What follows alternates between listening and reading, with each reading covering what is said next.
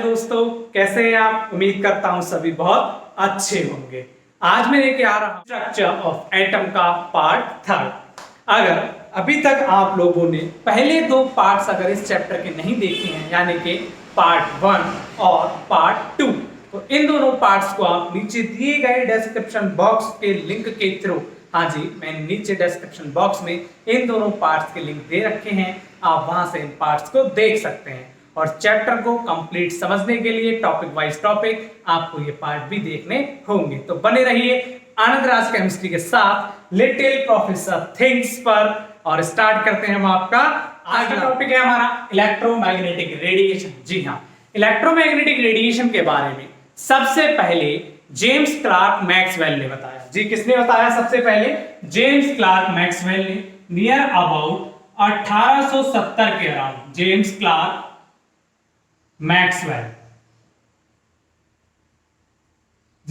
Maxwell ने सबसे पहले इलेक्ट्रोमैग्नेटिक के बारे में बताया, इलेक्ट्रोमैग्नेटिक रेडिएशन के बारे में नियर अबाउट 1870 में। 1870 में जब वो अपनी स्टडी कर रहे थे तो स्टडी के बाद उन्होंने एक कॉन्क्लूजन निकाला और उस कॉन्क्लूजन के बाद ही उन्होंने इलेक्ट्रोमैग्नेटिक रेडिएशन को डिफाइन किया।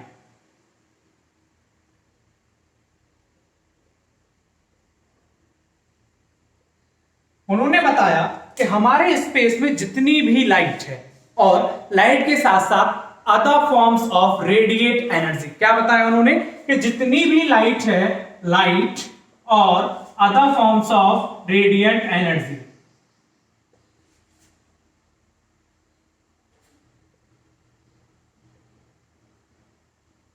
ये सारी की सारी हमारे स्पेस में वेव्स के थ्रू प्रोपागेट हो रही है, यानी कि ये हम तक वेव्स के थ्रू आ रही है। फॉर एग्जांपल, सन से आने वाली अर्थ तक की लाइट, आपके घर में यूज होने वाला बल्ब, CFL, LED या जो भी आप इलेक्ट्रिसिटी के लिए, लाइट के लिए यूज कर रहे हैं, वहां से जो लाइट प्रोपागेट हो रही है वो किसकी फॉर्म में हो रही है? आपकी वेव्स की फॉर्म में। और ये वेव्स अपने साथ इलेक्ट्रिकल और मैग्नेटिक कैरेक्टरिस्टिक्स को लिए हुए हैं। इन वेव्स में क्या पाया जा रहा है? इलेक्ट्रिकल एंड मैग्नेटिक कैरेक्टरिस्टिक्स, यानी कि इनमें इलेक्ट्रिकल और मैग्नेटिक वेव्स भी हैं, जिस वजह से हम इनको नाम देते हैं इलेक्ट्रोमैग्नेटिक वेव्स। क्या कहते हैं बच्चों इनको? Electromagnetic waves.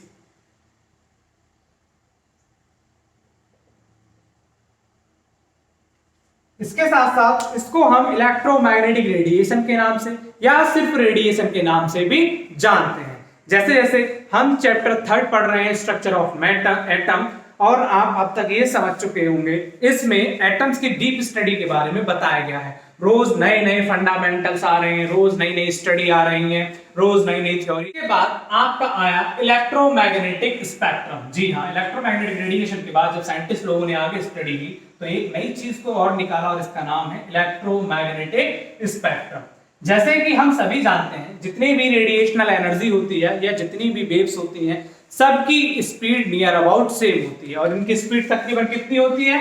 3.0 इंटू 10 की पावर 8। ये स्पीड आपकी किसकी होती है? लाइट की स्पीड होती है। तो जी हाँ, जितनी भी रेडिएंट एनर्जी है उनकी स्पीड भी नियर अबाउट सेम होती है कि 3.0 इंटू 10 की पावर 8। इसी स्पीड से ये सारी की सारी इलेक्ट्रोमैग्नेटिक वेव्स या आपकी लाइट मूव करती है। लेकिन फिर भी ये रेडिएंट एनर्जी या रेडिएशनल एनर्जी या रेडिएशनल वेव्स एक दूसरे से किसी ना किसी तरीके से डिफरेंट होती हैं। बिकॉज अगर एक सभी एक तरह से होती तो क्यों हम इनका नाम अल्ट्रावायलेट, इंफ्रारेड, विजिबल, माइक्रोवेव्स और रेडियो वेव्स रखते? इसका रीजन ये है, ये एक दूसरे से डिफरेंट भी होती है। और ये किस बेस पे डिफरेंट होती हैं? अपनी वेवलेंथ पे या फिर अपनी फ्रीक्वेंसी पे।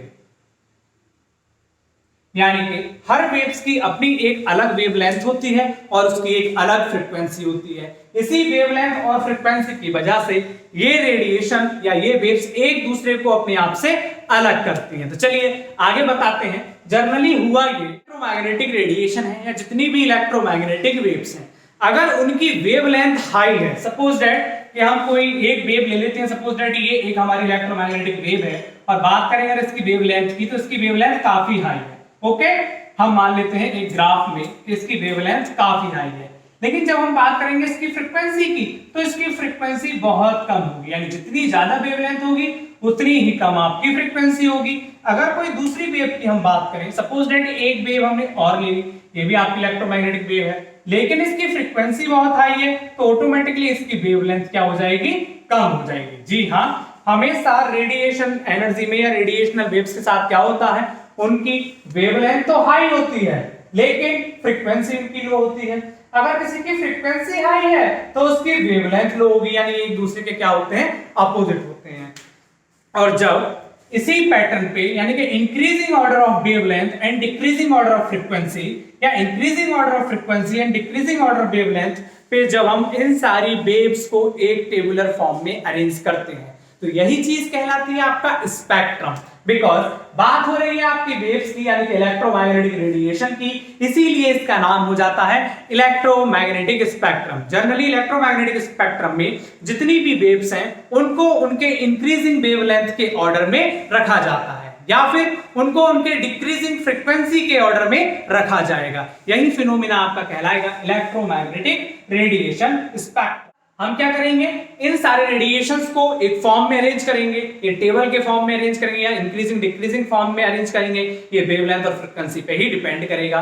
इस स्टडी के बाद एक ऑर्डर निकल के आया कि किस हिसाब से ये वेव्स हो सकती हैं, उनका एग्जांपल मैंने आपके सामने दे रखा है। इसी एग्जांपल पे या इसी टेबल के थ्रू ये स्पेक्ट्रम अपने आप को रिप्रेजेंट करता है। टॉपिक है आपका बच्चों प्लांक्स क्वांटम थ्योरी। जी हाँ, अगला टॉपिक है आपका जो इलेक्ट्रोमैग्नेटिक रेडिएशन के बाद आता है, प्लांक्स क्वांटम थ्योरी।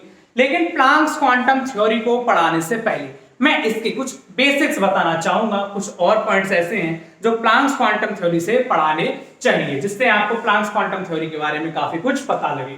तो इसमें नंबर 1 आता है ब्लैक बॉडी रेडिएशन।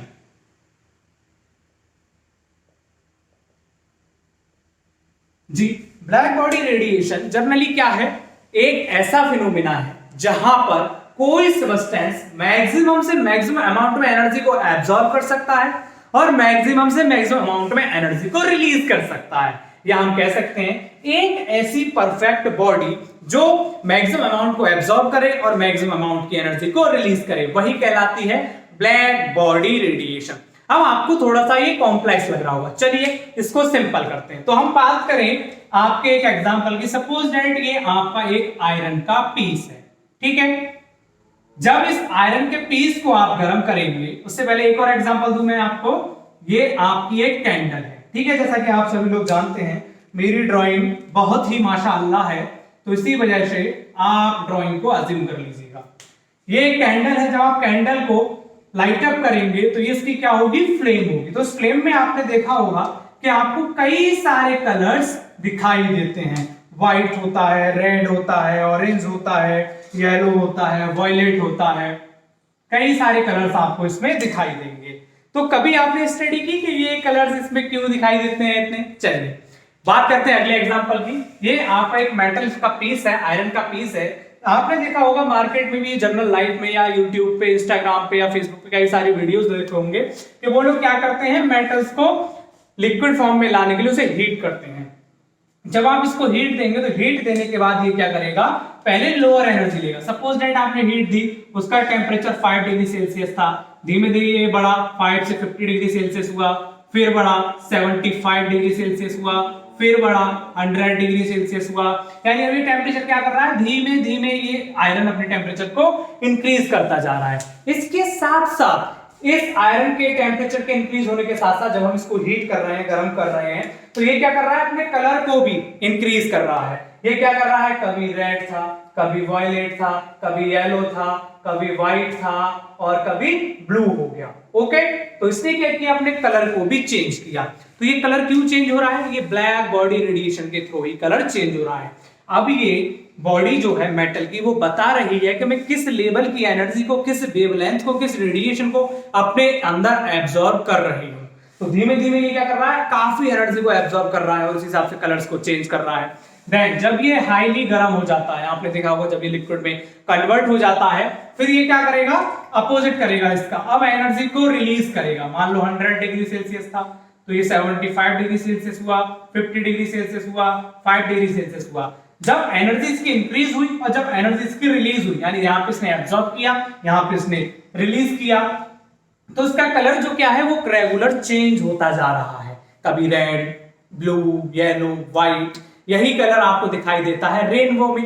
और हम सभी जानते हैं सन की जो लाइट होती है वो 7 डिफरेंट कलर से मिलकर बनी हुई होती है, और ये सातों डिफरेंट कलर आपस में कंबाइन होने के बाद व्हाइट लाइट को प्रोड्यूस करते हैं। इसके बारे में भी हम आपको अगले टॉपिक्स में बताते हुए चलेंगे। तो यहाँ पे आप इतना समझ गए होंगे कि ये बॉडी क्या कर रही है, मैक्सिमम अमाउंट ऑफ एनर्जी को एब्जॉर्ब कर रही है और मैक्सिमम अमाउंट ऑफ एनर्जी को रिलीज कर रही है। ये एक ऐसी परफेक्ट बॉडी है जो ज्यादा से ज्यादा एनर्जी को रिलीज और एब्जॉर्ब कर सकती है। यही बॉडी क्या कहलाती है, ब्लैक बॉडी रेडिएशन के नाम से जानी जाती है। या कोई भी सॉलिड को अगर आप गर्म करेंगे तो वो क्या करेगा, कई सारी wavelength, wide range of radiation को प्रोड्यूस करेगा।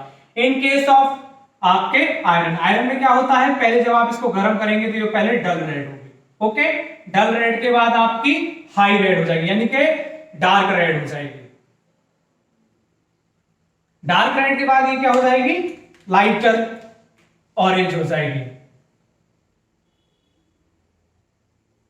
लाइटर ऑरेंज के बाद ये क्या हो जाएगी, येलो हो जाएगी। येलो के बाद ये क्या हो जाएगी, व्हाइट हो जाएगी। और व्हाइट के बाद क्या हो जाएगी, ये आपकी ब्लू हो जाएगी।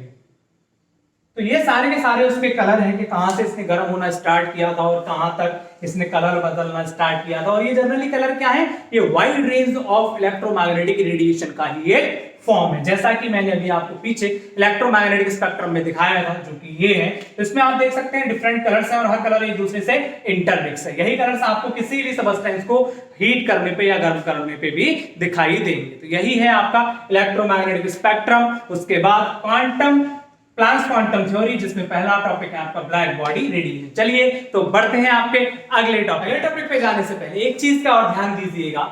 जनरली जब रेडिएशन एब्जॉर्ब होता है या रेडिएशन जब निकलता है तो वो हायर वेवलेंथ से लोअर वेवलेंथ की तरफ जाना पसंद करता है, जबकि ब्लैक बॉडी रेडिएशन में ये बिहेवियर एक्सपेक्टेड नहीं रहता है। इसके साथ साथ ब्लैक बॉडी रेडिएशन एक ऐसा रेडिएशन है जिसमें कोई भी परफेक्ट बॉडी आपके मैक्सिमम अमाउंट ऑफ एनर्जी को एब्जॉर्ब करेगी, मैक्सिमम अमाउंट ऑफ एनर्जी को इमिट करेगी, और यही बिहेवियर आपका क्या कहलाएगा, ब्लैक बॉडी कहलाएगा। ऐसे सब्सटेंस क्या कहलाते हैं, ब्लैक बॉडी कहलाते हैं। और इस तरह का रेडिएशन ब्लैक बॉडी रेडिएशन के नाम से जाना जाता है। इसके बाद आपका अगला टॉपिक है फोटो इलेक्ट्रिक इफेक्ट। जी हाँ, अगला टॉपिक है आपका photo electric effect.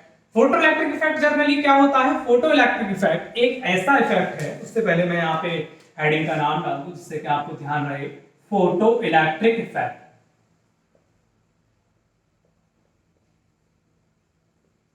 Photo electric effect क्या है, जनरली जब भी आप किसी मेटल की शीट पे, ओके, किसी भी मेटल की थिन शीट पे, सपोज दैट ये मेटल की एक थिन शीट है, मेटल शीट, जब भी आप किसी मेटल की शीट पे क्या करेंगे, एनर्जी को स्ट्राइक कराएंगे, यानी कि लाइट को स्ट्राइक कराएंगे, यानी कि ये आपका एक लाइटनिंग सोर्स है, यहां से आपने क्या किया, लाइट को स्ट्राइक कराया इस मेटल की स्ट्रिप पे। तो जैसे ही ये लाइट इस मेटल की स्ट्रिप पे अटैक करेगी या इससे टकराएगी, तो ये क्या करेगा, यहां से इलेक्ट्रॉन्स को एमिट करना स्टार्ट कर देगा, यानी कि ऑटोमेटिकली जैसे ये लाइट इस मेटल की स्ट्रिप पे टकराई, वहां से इलेक्ट्रॉन प्रोड्यूस होना स्टार्ट हो जाएंगे। इस लाइट से इस मेटल की स्ट्रिप पे इलेक्ट्रॉन्स को प्रोड्यूस करने के लिए एक परफेक्ट वैल्यू होनी चाहिए आपकी एनर्जी की या फ्रीक्वेंसी की या वेवलेंथ की, ठीक है। हर मेटल की अपनी एक अलग वैल्यू होती है अपने ऊपर से इलेक्ट्रॉन्स को एमिट कराने के लिए। यही चीज कहलाती है फोटो इलेक्ट्रिक इफेक्ट, यानी कि जब भी किसी आप मेटल की शीट पर लाइट को स्ट्राइक कराएंगे और उस लाइट के स्ट्राइक होने के बाद आपकी उस मेटल शीट से इलेक्ट्रॉन्स इमिट होना स्टार्ट हो जाए, क्या हो जाए, इलेक्ट्रॉन्स निकलना स्टार्ट हो जाए, इलेक्ट्रॉन इमिट होना स्टार्ट हो जाए, यही चीज कहलाती है आपकी फोटो इलेक्ट्रिक इफेक्ट। हालांकि इसका मैं आपको डायग्राम दिखाना चाहूंगा, ये कलर डायग्राम है, इसमें आप इजीली देख सकते हैं किस तरह करके एक लाइट आपके मेटल की स्ट्रिप पे आकर टकरा रही है, स्ट्राइक कर रही है, और वहां से आपके इलेक्ट्रॉन्स निकलना स्टार्ट हो गए हैं। यही फिनोमेना कहलाता है आपका फोटो इलेक्ट्रिक इफेक्ट, ठीक है। इसके साथ बढ़ते हैं आपके अगले टॉपिक पे। फोटो इलेक्ट्रिक इफेक्ट में जनरली क्या था, 1887 के अराउंड, यानी कि 1887 में एक साइंटिस्ट थे जिनका नाम था एच हर्ट्ज।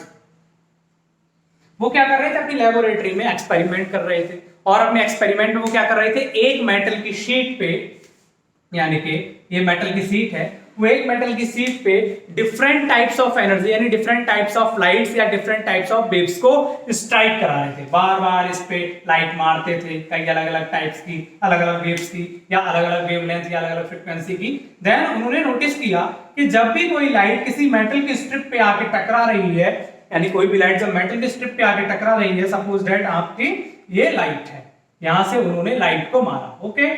इस लाइट से जब ये लाइट आकर इस मेटल की स्ट्रिप पे टकराई, कुछ इस तरह की लाइट आई और इस मेटल की स्ट्रिप पे टकराई, तो यहां से इजेक्शन ऑफ इलेक्ट्रॉन्स होने लगा, यानी कि यहां से इलेक्ट्रॉन या इलेक्ट्रिक करंट फ्लो होने लगा। इसके बाद ही उन्होंने ये फिनोमिना दिया फोटो इलेक्ट्रिक इफेक्ट। उन्होंने बताया जब भी किसी मेटल की स्ट्रिप पे कोई लाइट टकराती है, अब ये लाइट भी क्या होगी, एक सर्टेन अमाउंट की होगी, मतलब कुछ फ्रीक्वेंसीज की होगी, वो फ्रीक्वेंसी आगे इस पे टकराएगी, देन यहां से इलेक्ट्रॉन इजेक्ट होना स्टार्ट हो जाएंगे।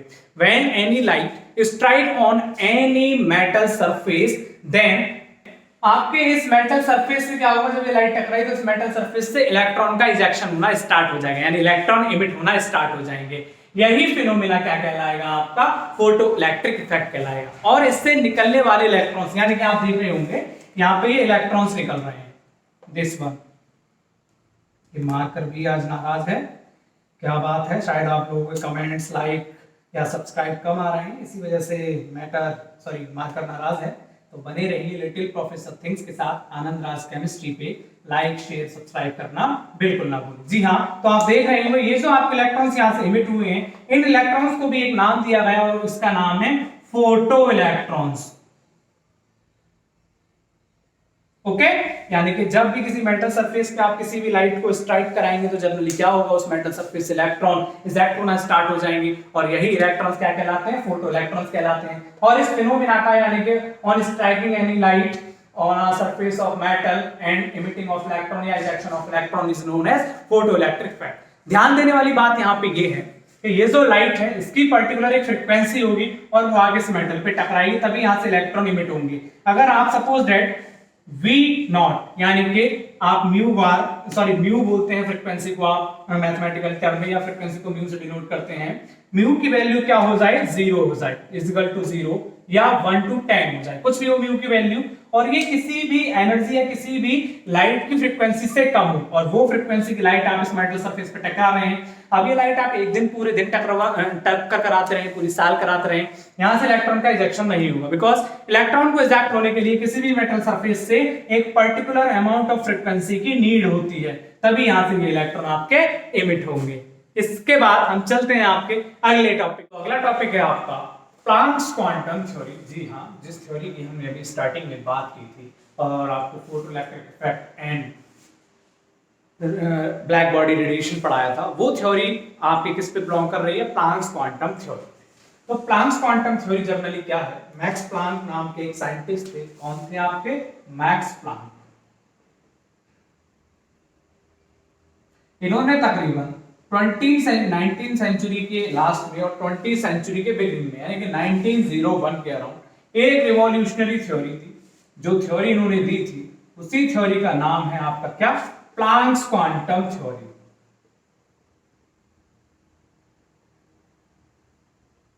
प्लांक्स क्वांटम थ्योरी,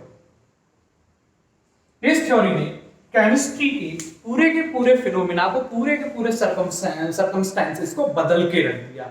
एक बहुत ही आश्चर्यजनक बातों को इसने बताया, जैसे कि अभी हमको और आपको क्या लगता है, आपको लगता है जैसे कि ये लाइट है, आपके आजू बाजू कहीं से भी लाइट आ रही है तो वो डायरेक्ट आ रही है, रेगुलर आ रही है, इसमें कोई ब्रेकेज नहीं है।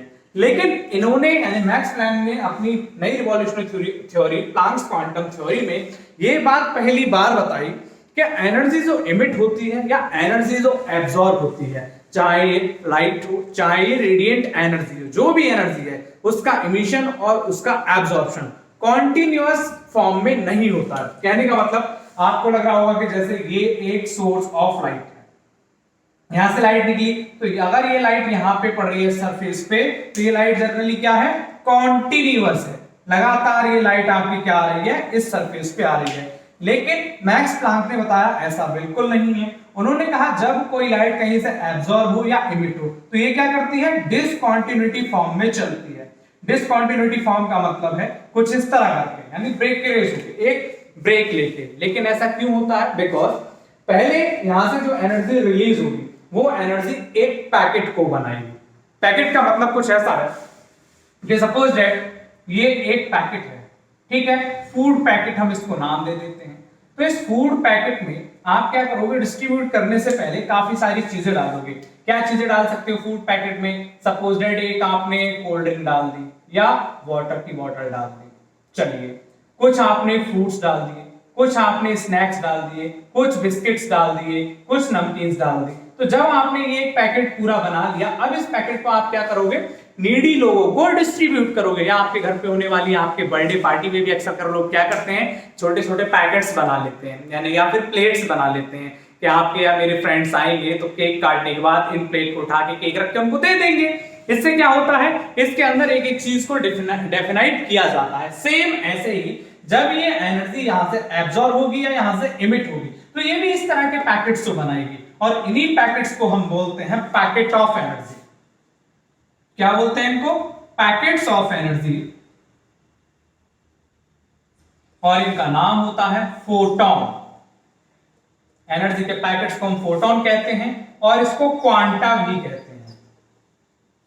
ओके जी, तो एनर्जी जनरली क्या कर रही है, डिसकंटिन्यूटी फॉर्म में वो प्रोड्यूस हो रही है और एक पैकेट्स के फॉर्म में जाएगी। पहले कुछ एनर्जी का अमाउंट इकट्ठा होगा। सपोज दैट के इन शॉर्ट अगर मैं जनरल एग्जांपल देने की कोशिश करूं कि भाई साहब पहले 100 ग्राम का एक पैकेट बनेगा तो 100 ग्राम के ये पैकेट कंटीन्यूअसली चलते रहेंगे और तब तक ही हमारे पास एनर्जी आएगी। एक्चुअली एनर्जी ऐसे फ्लो करती है जस्ट लाइक आपकी बर्थडे पार्टी की ट्रे की तरह। जब आपको डिस्ट्रीब्यूट करनी है तो आप क्या कर लेते हैं, छोटे छोटे पैकेट्स बना लेते हैं। तो एनर्जी भी अपने पैकेट्स बनाती है और इन्हीं पैकेट्स को हम बोलते हैं फोटॉन्स या क्वांटा या पैकेट्स ऑफ एनर्जी। ये इसका पहला थ्योरम, पहला ऑब्जर्वेशन था। दूसरा ऑब्जर्वेशन क्या था, उन्होंने बताया था कि किसी भी रेडिएशन की एनर्जी यानी एनर्जी इज इक्वल टू ई, वो डायरेक्ट प्रोपोर्शनल होगी उसकी फ्रीक्वेंसी के। समझ गए? किसी भी सब्सटेंस की एनर्जी यानी किसी भी रेडिएशन की एनर्जी डायरेक्ट प्रोपोर्शनल होगी v के, और हम इसको कर सकते हैं E is equal to H V. यहां पे E आपकी एनर्जी है, H आपका प्लैंक्स कांस्टेंट है, V आपकी फ्रीक्वेंसी है।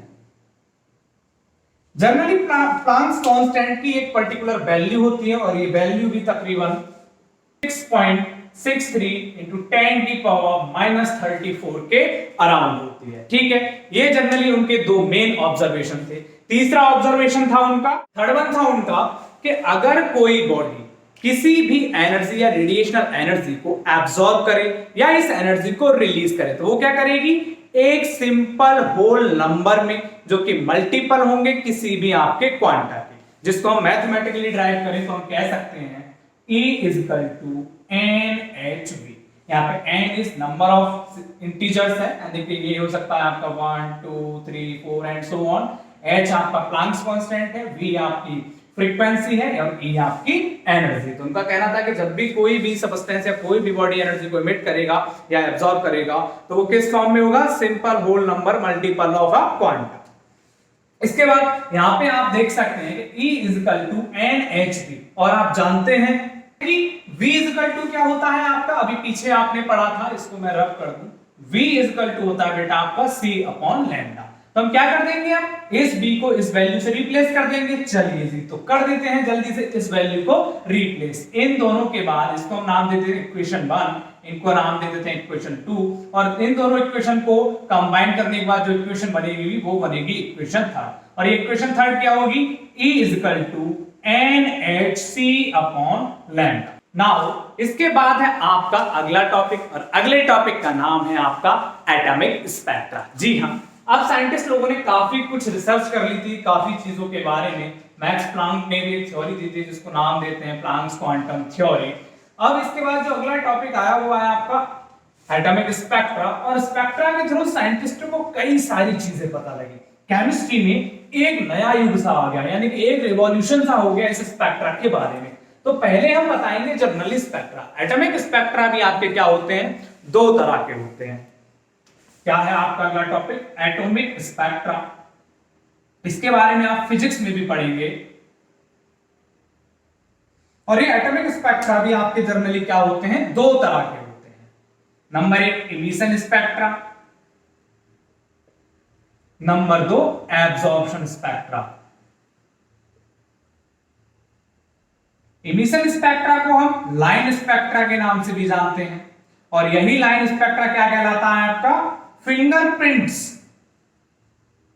Fingerprints of atoms. यानी कहने का मतलब हमारी इस दुनिया में कई सारे लोग हैं, जैसे कि हमारे भारत देश में तकरीबन 130 से लेके 140 करोड़ पीपल हैं, तो उन सब के जो फिंगरप्रिंट्स होते हैं, हाँ जी आपने आधार कार्ड बनवाया था तो अपना थंब इंप्रेशन और फिंगर्स के प्रिंट दिए थे, वही फिंगरप्रिंट्स, ये सारे फिंगरप्रिंट्स सबके डिफरेंट होते हैं, पूरी दुनिया में हर किसी के डिफरेंट होंगे।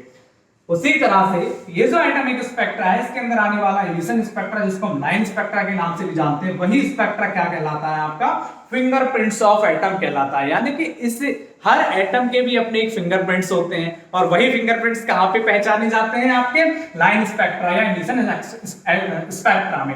चलिए तो बात करते हैं इन दोनों स्पेक्ट्रा से पहले कि आखिरकार आपका एटॉमिक स्पेक्ट्रा क्या होता है। जैसे कि हम लोग जानते हैं कि जो सन की लाइट होती है वो व्हाइट होती है, और व्हाइट लाइट आपकी क्या करती है, 7 डिफरेंट कलर से मिलकर बनी होती है। ये सातों कलर कौन से होते हैं, ये सातों कलर होते हैं आपके विबग्योर, यानी कि violet, indigo, blue, green, yellow, orange और रेड। इन सातों कलर से मिलकर एक लाइट बनती है, और वो लाइट क्या होती है आपकी, व्हाइट लाइट, जनरली जो आपकी सन की लाइट है। जब इसी सन की लाइट को आप क्या करेंगे, रिफ्लेक्ट कराएंगे, तो ये सन की लाइट इन 7 लाइट्स में टूट जाती है।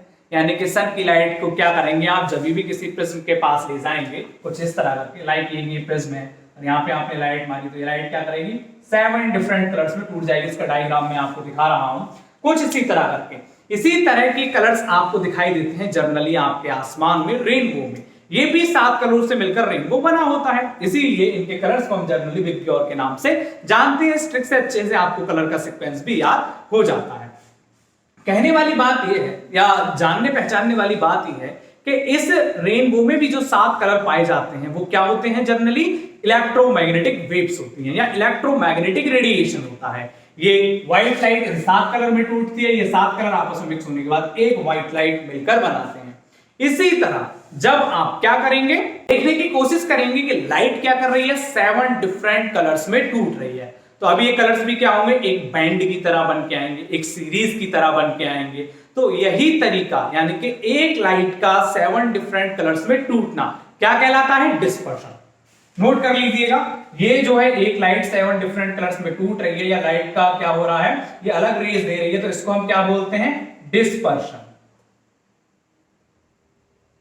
और जब यही सातों लाइट एक अरेंज्ड मैनर में हो, ये वेवलेंथ है, और वेवलेंथ को भी आप क्या करेंगे, अरेंज करेंगे, तो ये अरेंजमेंट क्या कहलाता है, आपका स्पेक्ट्रम।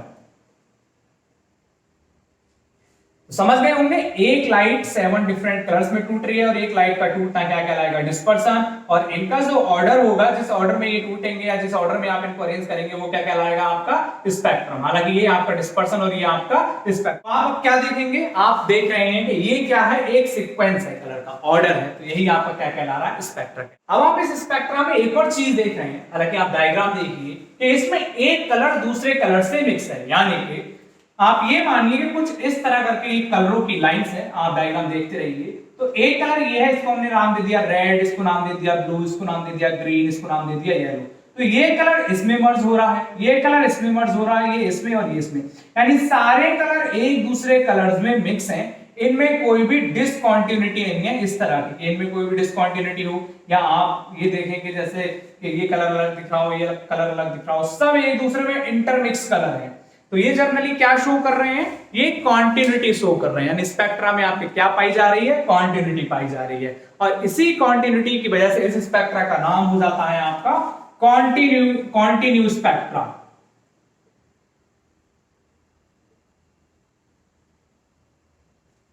इसके साथ साथ एटॉमिक स्पेक्ट्रा में भी ये चीज देखी जाती है कि वो क्या करता है, ये कॉन्टिन्यूटी देता है, और ये कॉन्टिन्यूटी बहुत ही शार्प लाइन के थ्रू दी जाती है। इसी वजह से इसके एक स्पेक्ट्रा को हम क्या बोलते हैं, लाइन स्पेक्ट्रा के नाम से भी जानते हैं। हालांकि ये 2 तरह के होते हैं, एमिशन और एटॉमिक। इमिशन और एब्जॉर्प्शन स्पेक्ट्रा। ये मैंने आपको स्टार्टिंग में ही बताया था।